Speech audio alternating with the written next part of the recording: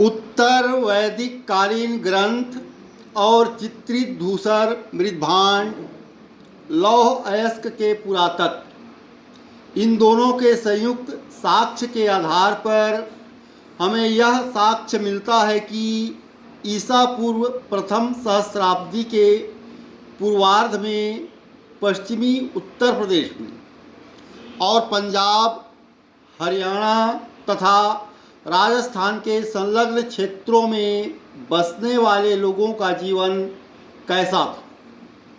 वैदिक ग्रंथों में लिखे गए तथ्य और पुरातात्विक साक्ष्य दोनों ही इस तथ्य को प्रमाणित करते हैं कि उस काल में लोग सभ्यता के किस चरण को प्राप्त कर चुके थे, उनकी ज़रूरतें क्या थीं, उनकी बस्तियां कैसी थीं, उनके निवास स्थल किस प्रकार के रहे होंगे, आर्थिक गतिविधियां किस प्रकार की रही होंगी, सामाजिक दशाएं कैसी रही होंगी, उनका राजनीतिक स्वरूप कैसा रहा होगा, बाह्य दुनिया से उनके संबंध और संपर्क कैसे रहे होंगे।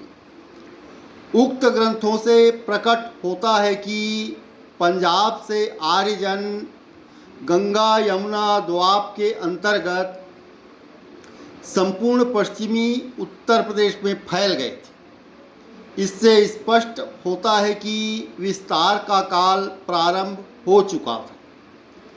इसे साम्राज्य विस्तार कहना जल्दबाजी इसलिए होगी कि यह अभी तक स्पष्ट नहीं है कि उस काल राजा अथवा राजपद इतना शक्तिशाली हो गया था कि वह व्यक्तिगत महत्वाकांक्षा अथवा राज्य विस्तार की लालसा रखे।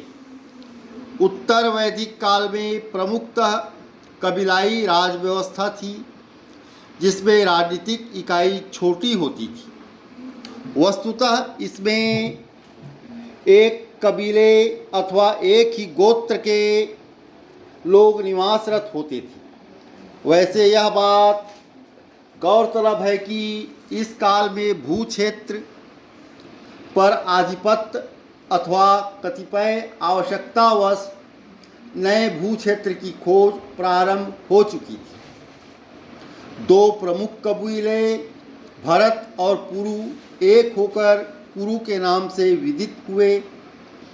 दोनों प्राचीन और शक्तिशाली कबीलों ने अपनी शक्ति और प्रभाव क्षेत्र में वृद्धि के लिए परस्पर संघर्ष और टकराव के मार्ग को नहीं अपनाया, वरन विलय और गठबंधन के एक नए प्रयोग को जन्म दिया। आरंभ में वे लोग गंगा यमुना दोआब के ठीक छोर पर सरस्वती और दृष्टवती नदियों के प्रदेश में बसे। शीघ्र ही कुरुओं ने दिल्ली और दोआब के ऊपरी भाग पर अधिकार कर लिया, जो कुरुक्षेत्र के नाम से प्रसिद्ध हुआ। धन्यवाद।